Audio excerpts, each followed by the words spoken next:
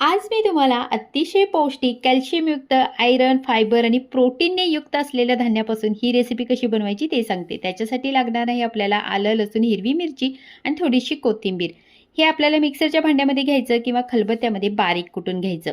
आता आपण घेणार आहोत 1 लिटर ताक. आता हे वाटण आपल्याला ताकामध्ये घालायचं आणि याच्यासोबतच आपण घालणार आहोत 2-3 चमचे नाचणीचं पीठ. याचे उपयोग तर मी तुम्हाला सुरुवातीला सांगितलेले आहेत.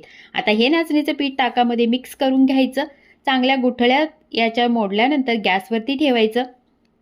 याच्यात आपल्याला चवीपुरतं मीठ, जिरं, मोहरी घालायची आणि सतत ढवळत दाट होईपर्यंत हे ताक आपल्याला शिजवून घ्यायचं. दाटसर होत आलं की याला हळूहळू उकळी यायला लागते. मग आपलं नाचणीचं पीठ हे शिजलेलं आहे समजायचं आणि याला गार करून सर्व्ह करायचं.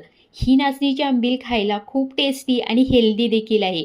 तुम्ही डाएटवर असाल तरीसुद्धा ही आंबील पिऊ शकता. नक्की ट्राय करा आणि लाईक, शेअर, सबस्क्राईब करा.